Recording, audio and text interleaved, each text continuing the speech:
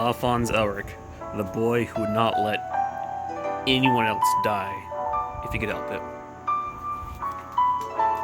He is top 3 best physical tanks in the game. He's up there with Galuf, with Awakened Warrior of Light.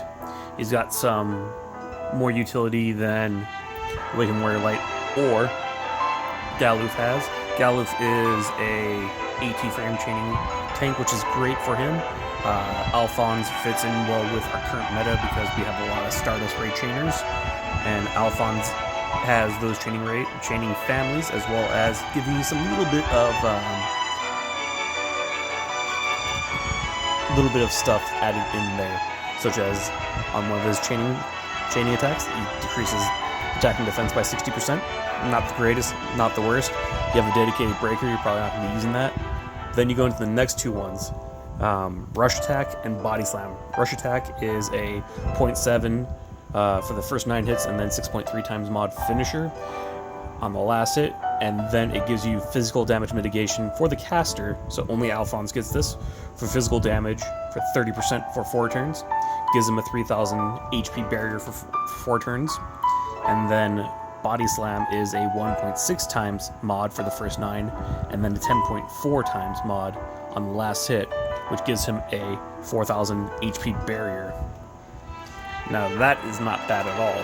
That will probably be the ability you're going to be doing on turns where you just want to chain, because it gives Alphonse a hefty 4000 HP barrier, which is amazing. Now getting into his cooldowns, the Painless Chassis. Increase attack and defense by 230% for 4 turns to caster. Heal 20,000 HP split over 4 turns to caster. Increase modifiers for rush attack and shoulder tackle by 8 times. Honestly, not going to really use it. Then he also increases modifier 6 times for Body Slam. And then also enables double taijutsu, which is Alphonse Elric's double cast. And then for his last ability within his cooldowns, gives him, this one is going to be his hefty cover. It's going to be a chance to protect all allies from physical damage by 80%, with damage mitigation of 60% to 80% for 4 turns to caster. This is going to give everyone on your team a 45% general mitigation, and then it's going to enable his double cast for 5 turns, which is great. I really like Alphonse Elric because he has those other chaining families. And then when you cast one of his abilities, his defensive cover, his normal defense, like his normal cover for physical damage, it enables defensive cover plus. Now this is one that you're going to want to do if you want to give your team a HP barrier. This will give your team an HP barrier of 3000 for 4 turns to all allies, which is great.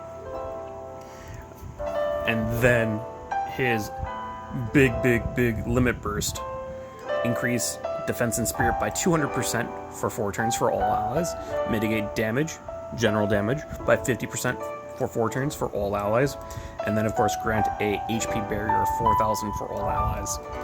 I would grant Alphonse, I'd probably rank Alphonse probably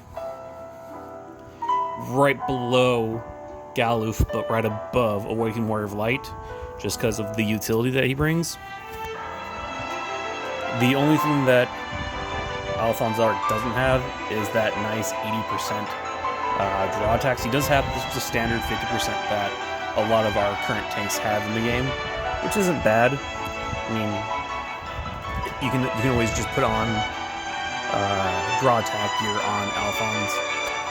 Although for me, I really don't necessarily need that because my teams are always built beefy and can withstand attacks if they're not targeted to Alphonse. If it's just a flat out, I'm going to target individual people, that's not going to be an AoE attack that he doesn't necessarily cover. But my Alphonse has quite a lot of defense and HP. Took a long time to go taking the Sword of Light through Item World. I really wish Alphonse could equip daggers for Nyx's STMR. That dagger is a godsend for a lot of tanks. However, you gotta work with what you gotta work with. Took me a number of runs. My Alphonse is 3% away from his HP cap, so more than likely we'll probably end up with somewhere around 2,900 and like maybe 600 HP, or 2,970, or 2,900, or 29,700 HP, give or take. But yeah, my Alphonse Elric equipment, War from the World, Shield of the Chosen King, Adamantine, and of course his own Tiamat, Philosopher's Stone Seeker. This is just my general build on him.